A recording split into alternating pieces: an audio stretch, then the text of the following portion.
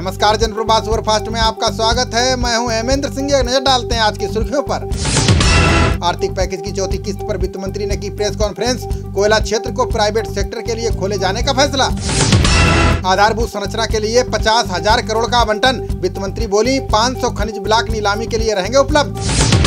सेना को आधुनिक हथियारों की जरूरत पर मेक इन इंडिया पर जोर। आयात नहीं किए जाने वाले उत्पादों का भारत में होगा उत्पादन। वित्त मंत्री बोली ऑर्डिनेंस फैक्ट्री को शेयर बाजार में किया जाएगा लिस्ट। डिफेंस में 49% से बढ़ाकर 74% होगी एफडीआई। पीपीपी के आधार पर की जाएगी 6 नए एयरपोर्ट की नीलामी। एयरपोर्ट अथॉरिटी को 2300 करोड़ का करेंगे डाउन पेमेंट। लॉकडाउन 4 में कुछ नई रियायतों के साथ शुरू होगी जिंदगी। रेल सेवा और कुछ घरेलू उड़ानों को किया जा सकता है शुरू। लॉकडाउन 4 में बस और मेट्रो सेवाएं भी की जा सकती हैं चालू। दुकानों के लिए लागू हो सकता है ऑड इवन का फार्मूला। और ये हादसे पर राष्ट्रपति कोविंद और पीएम मोदी ने जताया दुख। कहा इस हादसे में मारे गए लोगों के परिजनों के प्रति मेरी संवेदना। और ये हादसे पर सीएम योगी ने 2 एसएचओ को किया निलंबित। एसएसपी, एडीजी और आईजी से मुख्यमंत्री ने मांगा स्पष्टीकरण। योगी सरकार ने मजदूरों के 12 घंटे काम करने की अधिसूचना ली वापस। प्रमुख सचिव ने इलाहाबाद हाईकोर्ट को पत्र लिखकर दी जानकारी। प्रकाश फ्रंट ने अधिसूचना के विरोध में हाईकोर्ट में डाली थी याचिका, जिस पर अदालत ने यूपी सरकार को जारी किया था नोटिस। अमेरिका से अगले 3 सप्ताह में 20 करोड़ के 200 वेंटिलेटर आएंगे भारत। प्रधानमंत्री मोदी ने राष्ट्रपति डोनाल्ड ट्रंप को दिया धन्यवाद। यूपी के बाद अब मध्य प्रदेश के सागर में भीषण सड़क हादसा। मजदूरों को ले जा रहा ट्रक पलटा, 5 लोगों की मौत। हादसे में घायल 15 मजदूरों को अस्पताल में कराया गया भर्ती। उत्तर प्रदेश के सिद्धार्थनगर के रहने वाले हैं सभी मजदूर। चीन से भाग रही विदेशी कंपनियों को लुभाने की कोशिश में भारत। अलग अलग सेक्टरों के लिए बनाई 10 मेगा क्लस्टरों की लिस्ट। घरेलू मोबाइल निर्माता कंपनी लावा ने चीन छोड़ने का किया ऐलान। का भारत में 800 करोड़ रुपए का निवेश करेगी कंपनी। चीन में लावा कंपनी में 600 से 650 कर्मचारी करते हैं काम। कंपनी बोली अब भारत से दुनिया के देशों को करेगी निर्यात। सीमा पर भारतीय सेना की बढ़ती गतिविधियों से घबराया पाकिस्तान। एलओसी के नजदीक वाले क्षेत्रों में बिछा रहा है बारूदी सुरंगें। ऐसे पाकिस्तान ने पीओके में सैन्य गतिविधियों को किया तेज। एंटी माइनिंग सू के लिए जारी किया आपातकालीन टेंडर। केंद्रीय मंत्री स्मृति ईरानी ने उद्योगों को लेकर किया बड़ा दावा। कल लॉकडाउन में भी खड़ा कर दिया 8,000 करोड़ का उद्योग। राहुल गांधी ने केंद्र सरकार के राहत पैकेज पर खड़े किए सवाल। का साहूकार बनकर नहीं, मां की तरह काम करे सरकार। पैदल चलने वाले मजदूरों को लेकर राहुल गांधी ने उठाई मांग। का जरूरतमंदों को लोन नहीं, मिलना चाहिए नकद पैसा।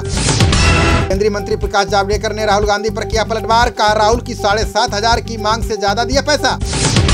घर लौटने को ट्रक और टेम्पो को तरजीह दे रहे प्रवासी मजदूर। यात्रा के दौरान सोशल डिस्टेंसिंग का भी नहीं कर रहे पालन। मजदूरों को लेकर जा रहे ट्रक और टेम्पो को नजरअंदाज कर रहे हैं अधिकारी। रेलगाड़ियों से अधिक ट्रक टेम्पो को सुविधाजनक मानते हैं श्रमिक। सेना में 3 साल ट्रेनिंग की पहल का आनंद महिंद्रा ने किया समर्थन। का टूर ऑफ ड्यूटी पर लौटे युवाओं को हम देंगे नौकरी। आम लोगों को सेना से जोड़ने के लिए टूर ऑफ ड्यूटी पर हो रहा है विचार। प्रस्ताव पारित हुआ तो देश के इतिहास में होगा बड़ा क्रांतिकारी कदम।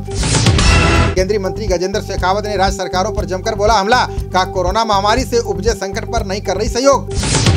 केंद्रीय कृषि मंत्री नरेंद्र सिंह तोमर ने कांग्रेस पर साधा निशाना। कहा पीएम के आर्थिक पैकेज पर झूठ बोल रही है कांग्रेस। कोरोना महामारी के कारण योगी सरकार ने उठाया बड़ा कदम। यूपी में राष्ट्रीय जनसंख्या रजिस्टर के काम पर लगाई रोक। अंतर्राष्ट्रीय मुद्रा कोष से झूठ बोलकर पाक ने 20% बढ़ाया रक्षा बजट। भारत बोला फंड के प्रयोग पर हमने पहले ही जताया था संदेह।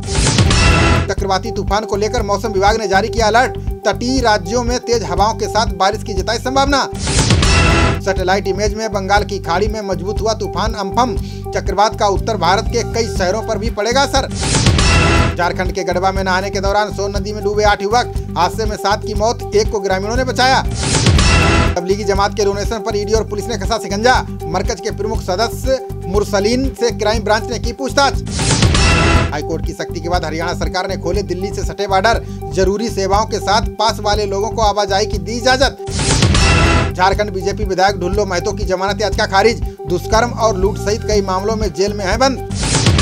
उत्तर प्रदेश के बीजेपी अध्यक्ष स्वतंत्र देव ने प्रदेश के बूथ अध्यक्षों से की बात। वीडियो कॉन्फ्रेंसिंग में सभी से गांव में कोरोना पर मांगी अपडेट। यूपी पीसीएस परीक्षा 2000 की आवेदन की बड़ी अंतिम तारीख। अब तारीख को 21 से बढ़ाकर किया गया 4 जून।